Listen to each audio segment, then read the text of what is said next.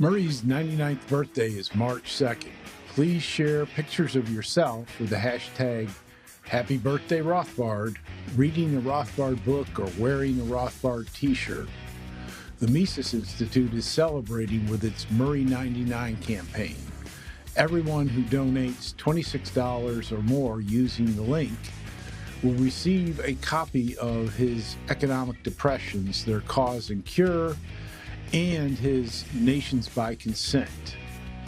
The first 26 donors will also receive the Rothbard lapel pin, and all donations will fund student scholarships.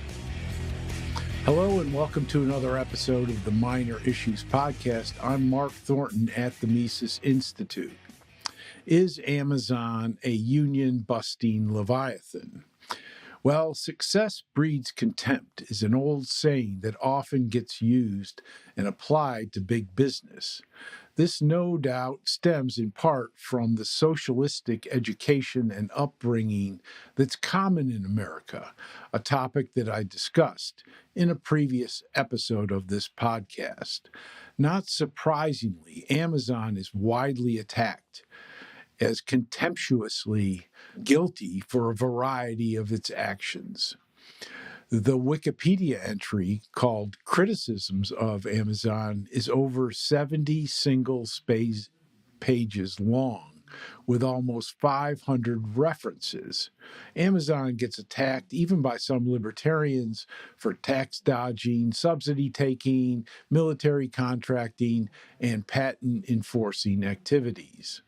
The long list of criticisms include climate impact, animal cruelty, anti-Semitism, etc. Amazon is regularly attacked for selling certain products and for not selling other products.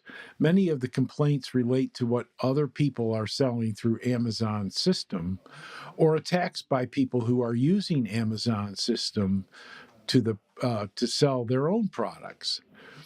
Amazon, the world's fourth largest company in terms of market value, has 315 million regular customers worldwide, including more than 160 million member customer households in the U.S.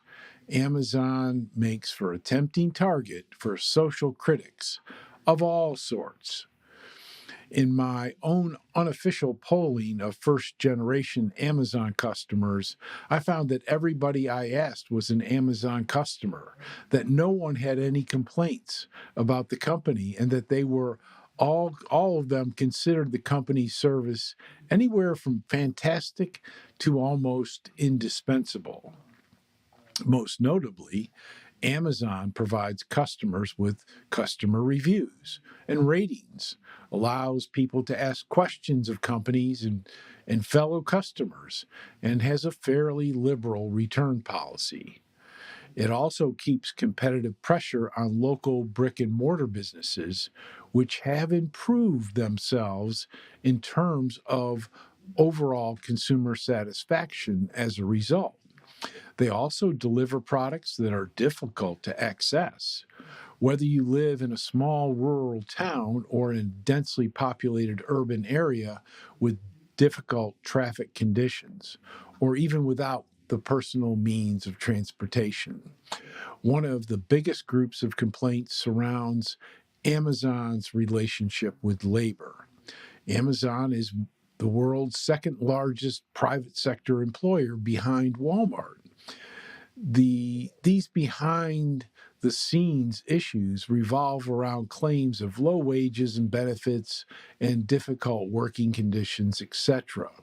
And let's look at this, because while we don't see Amazon workers typically, most listeners do have experience working for a living at different ages, wage rates, working conditions, job opportunities, and the overall labor market. We all know a few general things. Bosses don't independently determine wages and benefits. The overall market does. Government cannot raise wages and benefits for all, and cannot rationally increase the number of total jobs. Government intervention can only redistribute the market's pay and benefit packages between groups and reduce the number of jobs. Unions can only reduce the number of total jobs by erecting barriers to entry that favor the advantaged, highly educated, and trained workers using advanced technology to the detriment of the less educated and trained and younger workers using simpler tools. Of course, Amazon has tons of very highly paid workers in many different areas of the company and at all levels. The company receives millions of job applications worldwide. They are very picky about their employees and hire only a small percentage of applicants. The idea that the Amazon workforce is like a leper colony performing sweatshop labor is just laughable. The standard fare for all full-time employees at Amazon is that employees in the U.S. receive the same core benefits, regardless of their role, including health insurance starting on day one, a 401k plan with a company match, skills training, and up to 20 weeks of paid parental leave. At the low end, Amazon hires tons of seasonal, part-time, and temporary workers because of their needs for cost control in the context of labor flexibility and market conditions, not wage suppression. As you go down the pay scale, of course, worker turnover increases just as you would expect. One claim of the Teamsters Union is that Amazon is foisting healthcare costs onto the taxpayer, but that is a totally bogus issue. Amazon provides a very good healthcare benefit to its employees and is not trying to shortchange anyone. Temporary, part-time, and seasonal workers' productivity generally cannot support the extremely high cost of health insurance, which of course is much more expensive today since the adoption of Obamacare. Employees pay for their health insurance pre-tax, even though companies actually write the checks. And part-time employees cannot sustain those costs, and in most cases don't want to. If forced to comply, Amazon would turn to more and more full-time workers, technology, robotics, and subcontractors, and all of those entry-level jobs would be lost. The union knows all this and uses this bogus argument as a sympathy and marketing ploy. Employer-paid and government-paid health insurance and the overall health care cost crisis is the result of government intervention, and unionism will not solve anything. See the link below for an explanation and detangling of the complexity of how government caused the healthcare crisis and the cost in the U.S. to be the highest in the world. Amazon claims not to be anti-union or pro-union, but the company's position is that unionism would be bad for shareholders, customers, and current employees. Unions can drive up costs and prices, decrease flexibility, and could disrupt services and delivery. So it's obviously bad for both Amazon customers and Amazon shareholders. It is also bad for current employees who would be forced to pay dues but only receive precious little in return, whether they are already progressing in the company as a long-term, full-time employee, or if it's just a summer job. Even the union admits that it would take many years to transition the company to something more like the post office. The Teamsters Union is mostly truck drivers, and has said that they will work years to achieve all this.